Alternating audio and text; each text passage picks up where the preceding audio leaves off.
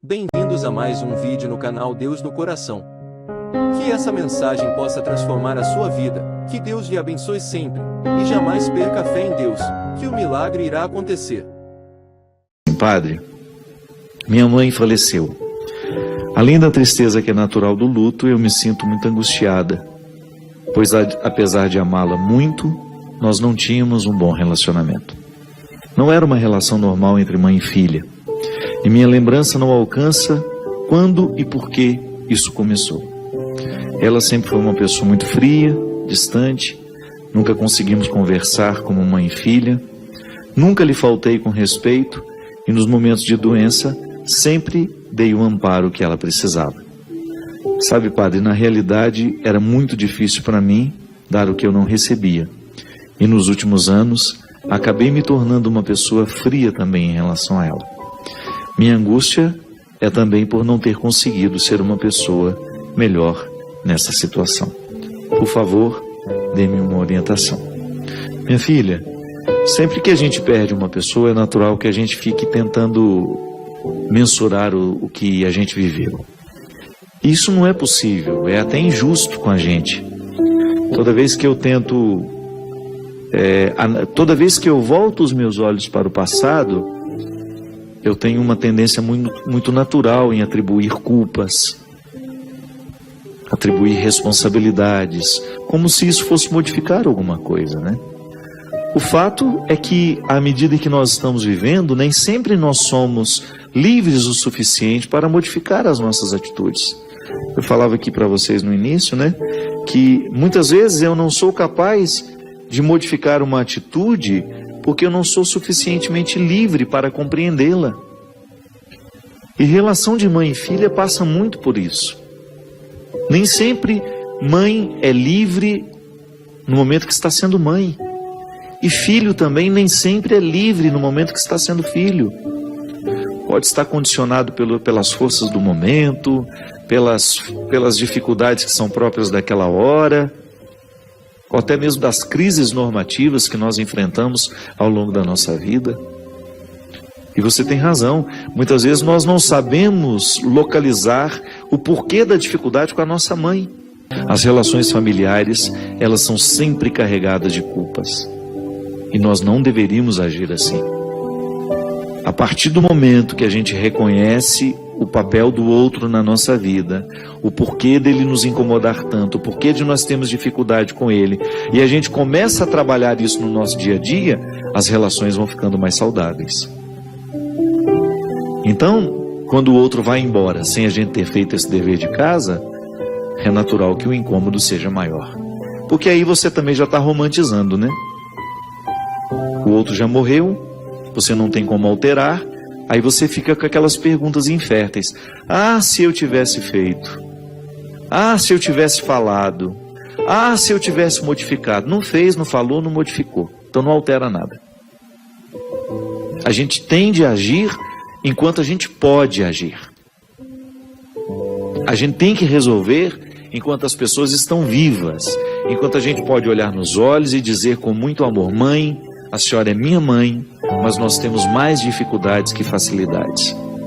Então nós não vamos nos exigir uma intimidade que não nos é possível. Nós vamos lidar com respeito, nós vamos nos ajudar naquilo que a gente precisar, mas nós não vamos invadir a vida uma da outra.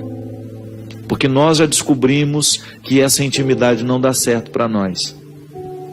E não vou me sentir culpado por isso. Não quero que a senhora se sinta culpada por isso. Minha gente, nós, quando tomamos a coragem de colocar os pingos nos is, as relações ficam mais saudáveis. A gente se liberta da culpa, aí de repente você percebe que está sendo mais fácil lidar com ela. Você se desobrigou, ela também. A gente aprendeu a dizer não, a gente aprendeu a dizer sim. A gente começou a se cultivar com mais leveza.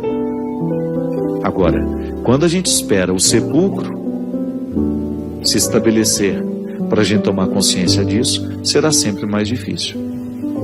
É por isso que a gente precisa ficar muito atento ao papel que o outro ocupa na nossa vida. Lá no retiro nós fazemos esse dever de casa. O tanto que de mim foi determinado pelo outro e que hoje eu rejeito. À medida que eu fui amadurecendo, eu fui vendo as influências da minha mãe sobre mim, do meu pai sobre mim, e quis ficar só com o que de fato valeu a pena. O que foi fruto do pecado deles, e quando eu falo pecado, eu não estou com essa conotação religiosa não, viu? Os erros humanos, que também erraram com eles. Erraram com meu pai, erraram na educação da minha mãe. Depois ela também, por não ter tido condições de corrigir os erros dessa formação que deram a ela, continuou errando conosco. E se eu tivesse filhos sem consciência, que hoje eu tenho, talvez eu erraria da mesma maneira com eles. Porque consciente eu já tenho o risco de errar. Eu sei que lá no retiro, muitas mulheres determinaram, meu Deus do céu, como eu reproduzo na vida das minhas filhas aquilo que eu repudiei tanto da minha mãe em mim. É impressionante, minha gente, como muitas vezes o nosso agir não é consciente. A gente não colocou sob a luz. É impressionante como nós agimos repetindo, sabe, numa eterna repetição. Então minha mãe foi cruel comigo, eu estou sendo cruel com as minhas filhas. Ou então o efeito contrário disso, né? A minha mãe foi muito cruel comigo e eu não tenho condições de dar uma ordem à minha filha porque eu tenho medo de ser cruel com ela. Aí você fica no oposto também, que é não ter autoridade, que é não agir na hora que você precisa agir. Que o meio termo será sempre o caminho mais inteligente. Por isso que é o mais difícil. Porque tudo que é mais inteligente é mais difícil. Requer de nós muito mais do que um simplismo, uma reprodução.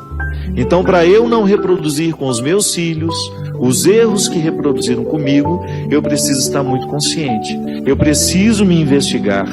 Eu preciso saber quem eu sou. Eu não posso ser estranho a mim, para que o sepulcro não venha selar a nossa ignorância. Eu preguei um retiro na semana passada e eu falava da experiência que nós fazemos de Deus a partir da experiência que nós fazemos de nós mesmos. E há um momento do retiro em que eu convidei as pessoas que estavam ali comigo a pensarem nos papéis que seus pais exerceram na sua fé. Porque quando eu digo que Deus é Pai, é natural que eu convoque a imagem que eu tenho de Pai. A palavra Pai vai me reportar ao Pai que eu tive na terra. Deus é Pai. Naturalmente eu penso na minha experiência com meu Pai. Tantas vezes eu tenho dificuldade de fazer uma experiência com Deus amoroso porque minha relação com meu Pai não foi boa. Eu preciso me libertar disso. Eu preciso pensar que os condicionamentos do meu mau relacionamento com meu pai humano não podem ser transferidos. Esse relacionamento ruim não pode ser transferido para a minha relação com Deus. Eu preciso ser livre para pensar que são duas realidades complementares, mas diferentes. Podem até se complementar, mas são questões diferentes. Somente o tempo, à medida em que eu me liberto. Porque eu vejo muita gente não acreditar em Deus porque tiveram dificuldade de acreditar em seus pais. Experiências humanas mal feitas geram seres humanos, muitas vezes, com muita dificuldade de viver a experiência da transcendência. Quando é que começa isso? A gente não sabe, você mesmo disse. O fato é que num determinado momento você percebeu que existia uma indisposição entre você e sua mãe. Isso é tão comum, gente, é mais comum do que nós imaginamos. Todos nós, em algum momento da vida, precisamos curar essa relação com os pais. Precisamos colocar os papéis nos seus devidos lugares. Porque senão, a gente morre sem ter chegado ao melhor do nosso relacionamento. Porque você pode muito bem chegar à conclusão que a sua mãe não é a pessoa com quem você mais tem afinidade, apesar dela ser a sua mãe. Não é nenhum pecado você, num determinado momento da sua vida, estabelecer uma relação respeitosa sempre, mas sem a cumplicidade, porque ela não foi possível. E quanto mais você insistia na cumplicidade com a sua mãe, na intimidade com a sua mãe, mais desastrosa ficava aquela relação. De repente, uma certa distância pode até fazer bem, para vocês conviverem melhor no futuro. Eu não estou falando de abandonar a mãe, não. Eu estou falando de estabelecer limites para essa relação, de você não carregar as culpas da necessidade de ser igual a todas as outras filhas. Não é assim que funciona. Eu, na relação com a minha mãe, eu tenho características que são específicas da minha relação com ela, que são diferentes dos meus outros irmãos. A intimidade não é uma regra. A intimidade é uma afinidade que acontece sem que a gente explique. Por que eu posso ter uma afinidade com Julie e não tenho de repente com uma outra pessoa? A gente não consegue explicar afinidade. Mas quando nós temos isso, essa dificuldade, num papel tão determinante na nossa vida como pai e mãe, é natural que a gente se sinta culpado. Mas não deveria ser assim. A gente deveria encarar isso com mais naturalidade. As questões humanas não deveriam nos assustar tanto quanto nos assustam. Sim, é o meu pai, mas eu tenho dificuldade com ele. Pronto. A partir do momento que a gente tem coragem de dizer isso, a verdade nos ilumina e a gente começa a ter um pouco mais de sensibilidade no trato com a dificuldade. O grande problema é quando nós estamos dentro de um contexto de sacralidade tão estabelecido que a gente não permite dizer que não temos intimidade com o pai, com a mãe, ou até mesmo com o irmão. Mas agora, você, minha filha, o que você precisa é sepultar a sua mãe e sepultar também a sua culpa. Você não tem que se sentir culpada por aquilo que vocês não conseguiram viver. Mas você pode tomar isso para a sua vida como um ensinamento.